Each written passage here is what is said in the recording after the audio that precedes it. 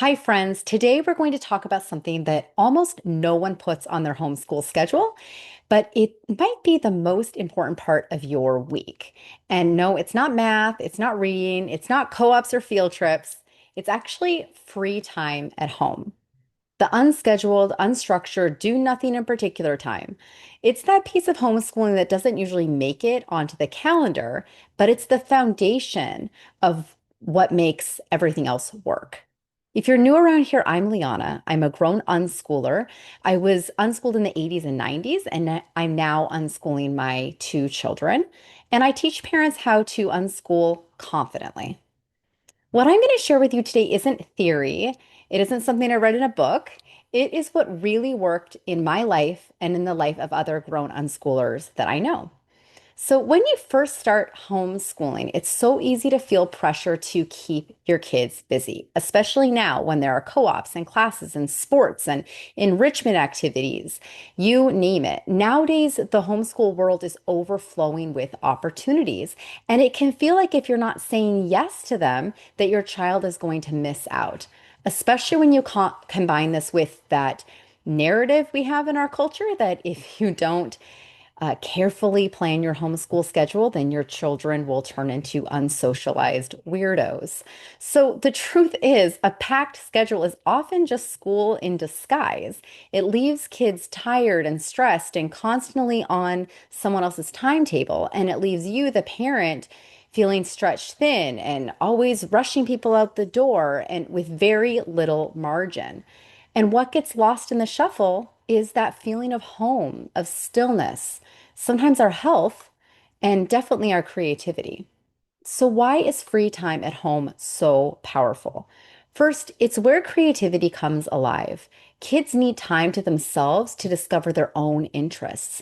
That's when they start building forts, imagining stories, inventing games, or just lying in the grass. Second, free time builds self-direction.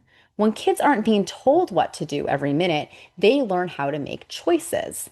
That's the muscle of independence, and it's a superpower that so many homeschoolers and unschoolers share. Third, home is where relationships deepen. When we aren't out like rushing out the door, you get those slow, unplanned conversations that stick with your child for years. You get laughter, you get projects all over the house, all day read aloud sessions, memories that no structure class could create. And you may just get less laundry if no one changes out of their PJs for a couple days.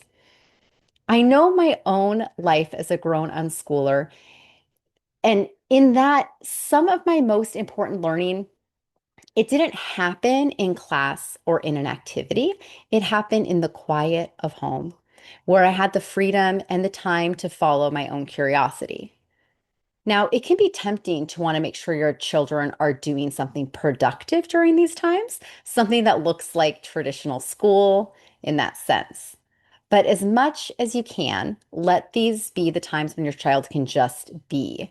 It might look like your child is spending, 3 hours on a Lego build. It might look like reading on the couch, doodling in a sketchbook, bringing their tablet out and binging their favorite TV show under their special blanket, reorganizing all their things, asking endless questions. I often hear that you have to let kids get bored for them to activate independent learning, that you should just let them whine, I'm bored over and over again until they figure out something to do.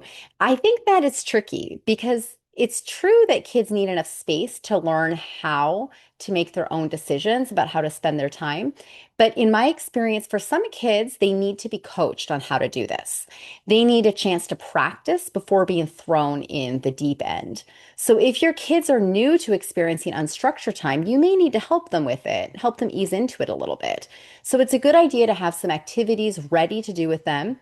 Or better yet, you work on one of your hobbies that they could join in on if they wanted to. Like, so for example, you sit down to knit, they notice that you're knitting, they ask you, how are you doing that? And then, you barely contain your glee as you casually teach them how to knit alongside you.